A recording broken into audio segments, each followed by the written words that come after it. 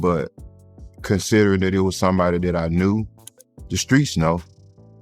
And I'm sure if the streets know, the police know, for whatever reason. But considering that it was somebody that I knew, the streets know, and I'm sure if the streets know, the police know.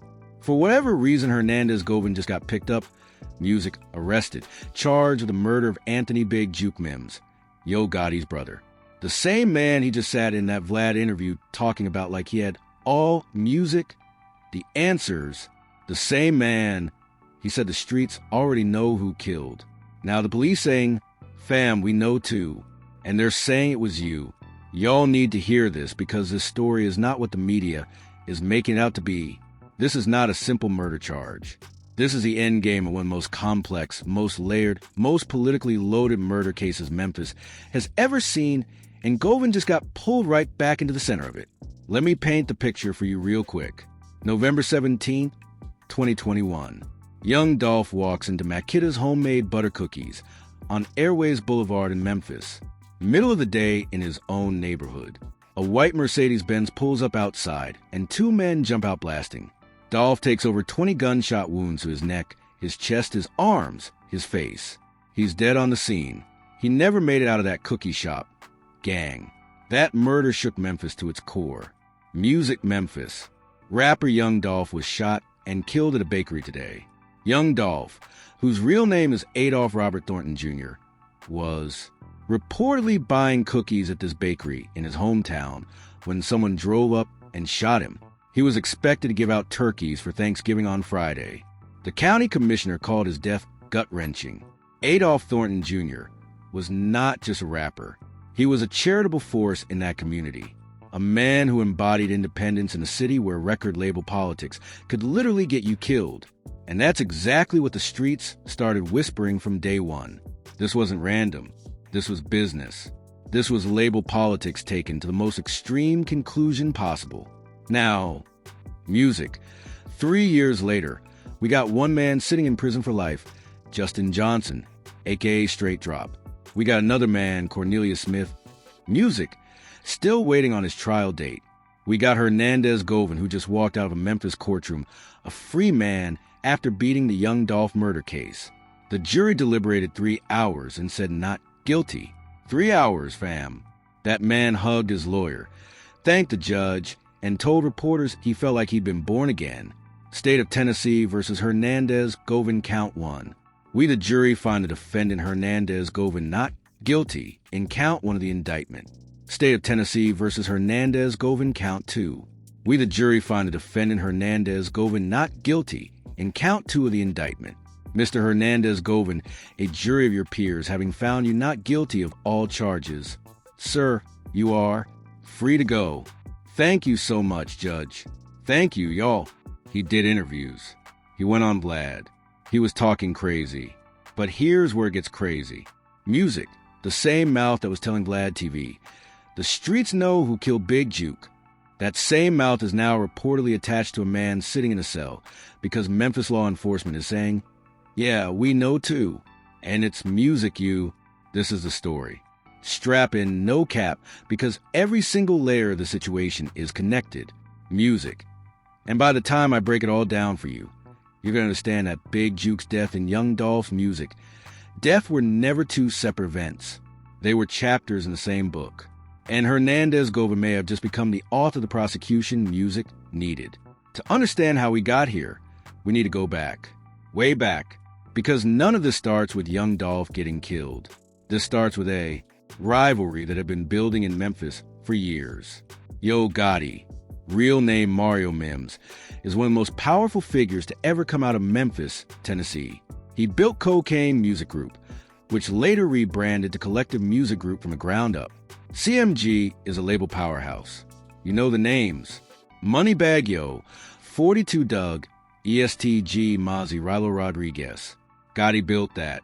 But before all of that, when he was coming up, there was a rivalry brewing in Memphis between his camp and another man who refused to bend the knee. Young Dolph, Paper Route Empire, an independent label owner who turned down every major deal that came his way. And the streets say CMG wanted Dolph, wanted him to work under them, to sign, to align. Dolph said no every single time, and he said it loudly in his music, on the internet, in interviews. He wasn't subtle about the fact that he wasn't scared of nobody in Memphis, and that included anybody connected to CMG. Now, Anthony Music, Big Jook Mims was Yo Gotti's older brother, and Big Jook wasn't just a big brother sitting on the sidelines proud of Lil Bro. Big Jook was a number 2 at CMG. He was operational. He was connected. Music. He was present. And according to federal testimony that came out at trial, Big Jook was the one who allegedly put the price on Dolph's head, $100,000. That was the bounty, according to Cornelius Smith, took the stand during Justin Johnson's trial in 2024. $100,000 on young Dolph specifically. And on top of that, smaller bounties on every artist signed to Paper Route Empire. Every single one. Like a menu. Pick a PRE artist, collect a check. That's the allegation that came out in open court under oath on the record. Big Jook was, and this is critical, a suspect in the young Dolph murder case. The lead detective, retired Sergeant Terrence Dabney, admitted on the stand during Govan's trial in August 2025 that yes, Big Jook was considered a suspect. But when Manny Aurora, behind bars, went through a full first-degree murder trial and was only freed Music because 12 people in Memphis couldn't reach a guilty verdict in 3 hours. So who is Hernandez Govan? He's a 45-year-old Memphis man with a lengthy arrest record going back to the late 1990s. He's not a rapper. He's not a label executive on paper. He's a music connector. The streets would call him a middleman, a fixer, somebody who knows everybody and can make things happen. According to prosecutors, Govan was a go-between. He was connected to CMG. He was allegedly the one who introduced Justin Johnson and Cornelius Smith to each other, 2 men who barely knew one another before this, and pointed them in the direction of Paper Route Empire. He was allegedly the one who supplied the guns, and he was allegedly in line for a $10,000 cut once the job was done. That's the prosecution's theory. Govan sitting between Big Jook on one side, 2 shooters on the other. A bridge between the money and the murder. But that's just the beginning. November 17th, 2021. We've already established what happened at Makida's Cookies. But let me give you the piece that most people skipped over.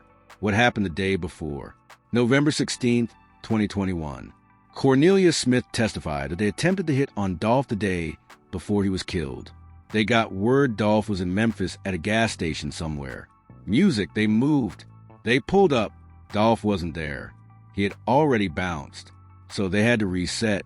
Now here's the detail that changes everything about the prosecution's argument. How did they know Dolph was going to be in Memphis on November 17th? Somebody fed them the information. According to Smith's testimony, it was Govan who told them that every Paper Route artist was doing a Thanksgiving turkey giveaway drive in Memphis that week. Govan allegedly said, and this is devastating if true, that's our opportunity. Music. He didn't pull a trigger. He didn't drive the car. But he allegedly told 2 men with guns where to find the target, on what day, at what time, under what circumstances. And on November 17th, 2021, those 2 men showed up in a white Mercedes-Benz, and young Dolph never came home. Within 2 months, Justin Johnson and Cornelius Smith were both arrested. January 2022. Phone records, witness accounts, the whole 9. Smith was caught quick. Johnson was caught in Indiana after a manhunt. They were indicted, charged. Music, the wheels of justice started turning. For that Govan stayed free. For almost a full year, he wasn't touched. Then in November 2022, a year after the murder, Shelby County District Attorney Steve Mulroy announced Govan's indictment. 3 felony counts: first-degree murder, attempted first-degree murder, and conspiracy to commit first-degree murder. DA Mulroy stood at that podium and said Govan was the one who solicited the murder and put in motion. But here's where the legal saga gets complicated. Govan got Manny Aurora, one of the most aggressive defense attorneys in the country, and within months, he was out on a $90,000 bond, house arrest with GPS monitoring. Then he violated terms of that house arrest by taking trips he wasn't supposed to take. Then the judge had to recuse himself over a conflict of interest. Then Govan got arrested in South Haven, Mississippi in June 2024 on stalking charges and a suspended license. But even that didn't get his bond revoked. And then, while all this legal chaos was unfolding around the Young Dolph case, Big Jook got killed. January 13th, 2024. Memphis police responded to a shooting near the Perignon Restaurant and Event Center on Winchester Road. It was approximately 4:15 in the afternoon, not 2 a.m., not some dark alley. Broad enough daylight for cameras to capture everything. A repast, a gathering of family and friends after a funeral, coming together to celebrate a life. Big Jook was there with his people. Music. His own mother was at that event. At some point during the repast, Big Jook stepped outside. He went out to have a smoke break. Music. Just a man stepping out for some air. And that's where things went left. Fam surveillance video showed a white Ford Explorer pulling up. Suspects got out. Big Jook was shot and killed right there, outside the event center.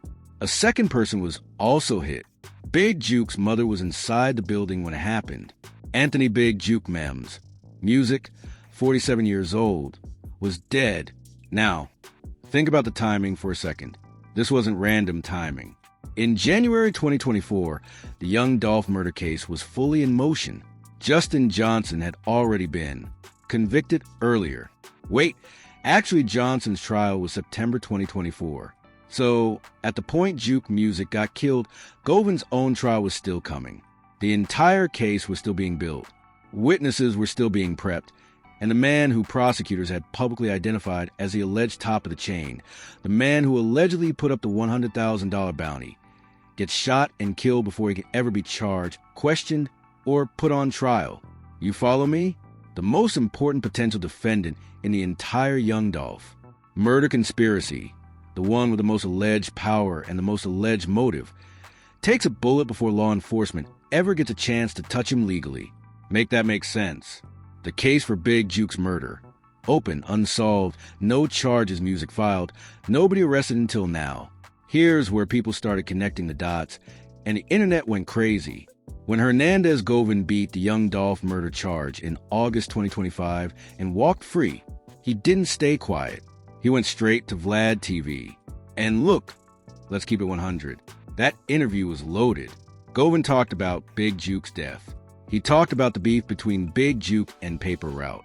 He said, and this is a clip y'all need to pay attention to, that the streets know who killed Big Jook, and if the streets know, the police know too. He said he had a long relationship with Jook, talking about it.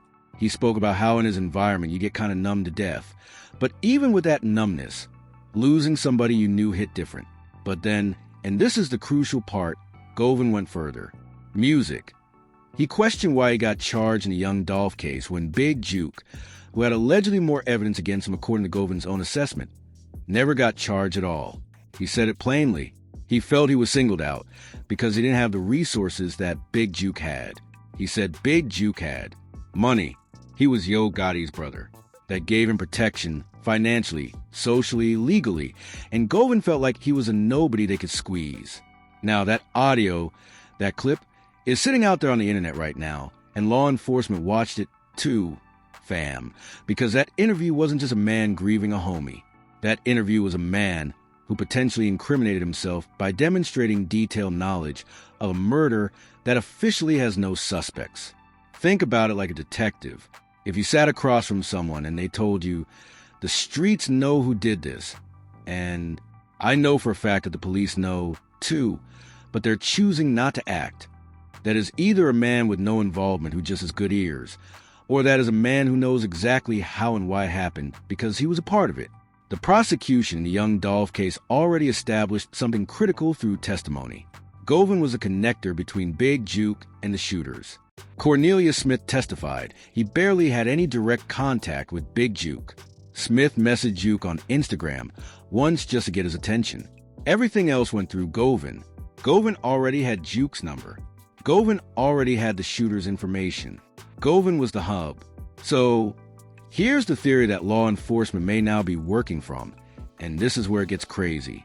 If Govan was that close to Big Jook during the Young Dolph conspiracy, then when Big Jook got killed, Govan wouldn't just know about it on a street level. he might know about on an operational level. And after Govan beat the Young Dolph case, a case where Big Jook's name was dragged through court as the alleged top of the chain, some people in Memphis might have had a lot of reasons to want Big Jook dead, and to point the blame in Govan's direction. Meanwhile, the prosecution's own retired detective admitted on the stand that Big Jook was never even questioned as a suspect in the Dolph murder. That level of institutional protection around Big Jook during his life created a situation where the man operated without consequence.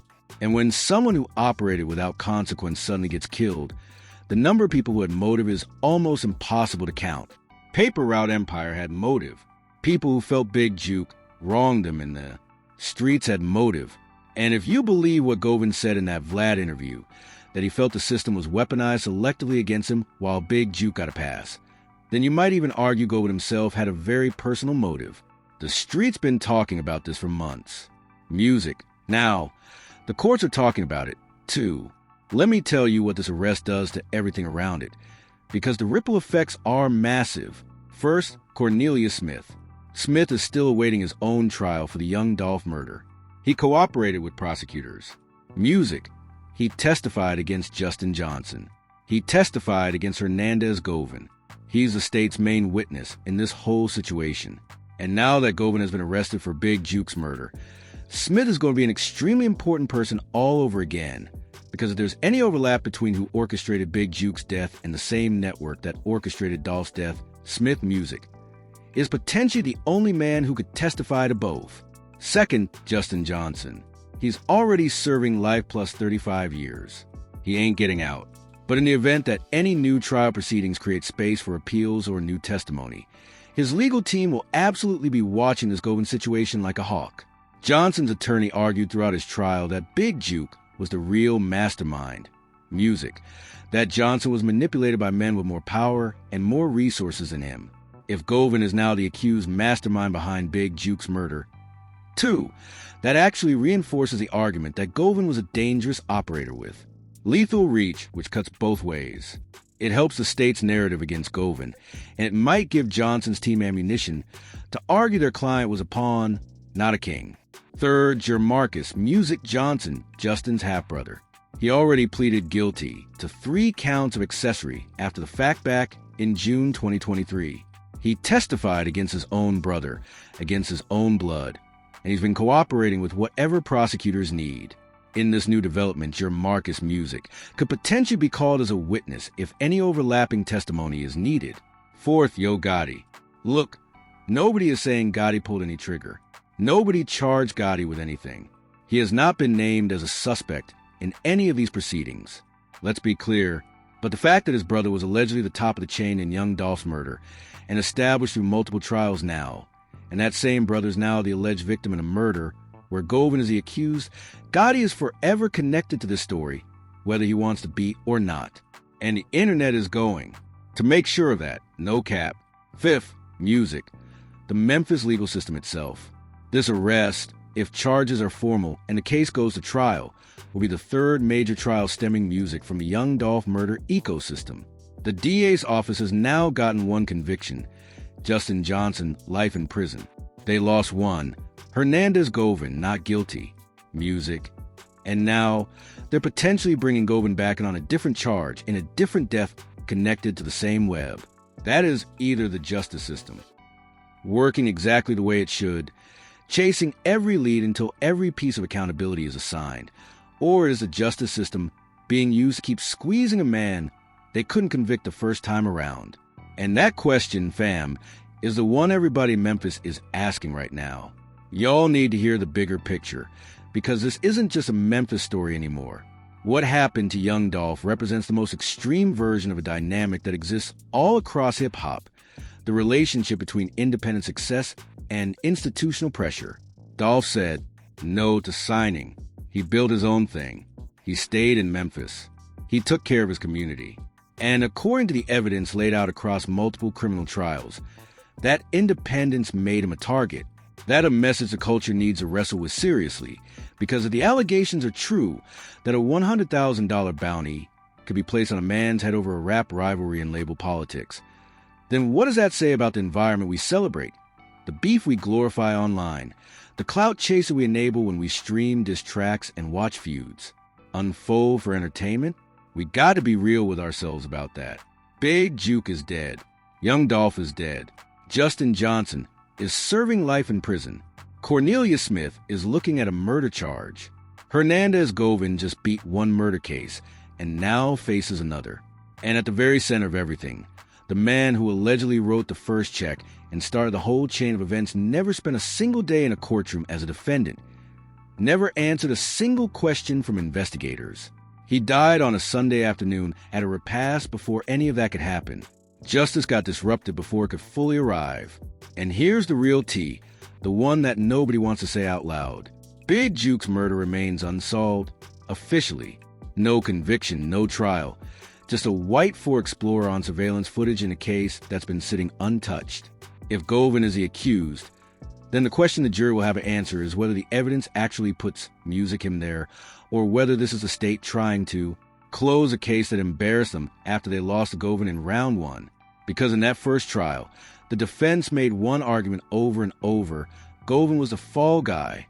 He was selected because he didn't have the same money, the same name, music, the same resources as the bigger fish. Manny Aurora literally said in open court, just because he's a nobody and doesn't have music money like Gotti or Jook, his brother, who were never even questioned or charged, he's a fall music guy and all this stuff. Now, the fall guy is back in cuffs, and the man he was allegedly the fall guy for is dead.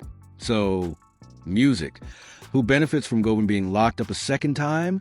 That's not a rhetorical question. That's the question defense attorneys are going to put in front of a Memphis jury. The streets are watching die because if Govan gets convicted for Big Jook's murder, then the narrative shifts completely. He's not the wrongly accused fall guy. He's a man who allegedly orchestrated one murder and eliminated the person who could testify against him. That's a whole different level of cold-blooded calculation. But if Govan beats this too, then somebody in Memphis law enforcement has a very serious problem, because you cannot keep charging the same man and walking away with nothing without people starting to ask questions about who is actually pulling the strings of the justice system itself. And that question, who is actually in control of what happens in Memphis courts, is the one that nobody official wants to answer. Real recognize real gang. And in this story, everybody got something to prove. Hernandez Govan sat across from Vlad TV cameras and told the world the streets know who music killed Big Jook. He said the police know, too. He said justice was being selective. Now he's been picked up, charged, back in the system he thought he'd escaped. The irony of that is almost Shakespearean type. __, but this isn't fiction. Young Dolph was a real man. Big Jook was a real man. The families of everyone involved are living through something that no court verdict can undo. Drop in the comments. Do you think Govan did this? Do you think this is a legitimate arrest, or is Memphis using its system to get revenge on a man they couldn't convict the first time? I want to hear from y'all, because this conversation is far from over. The trial for Cornelia Smith is still coming. The Big Jook murder case now has its first named suspect. And somewhere in Memphis, people who know exactly what happened to both Dolph and Jook are watching all of this very, very carefully. We can keep following this story every step of the way. If you ain't subscribed yet, what are you doing, fam? Music. We cover these stories the way they deserve to be covered. No fluff, no filter. All the facts laid out so you can see the full picture. Stay locked in. This is only the beginning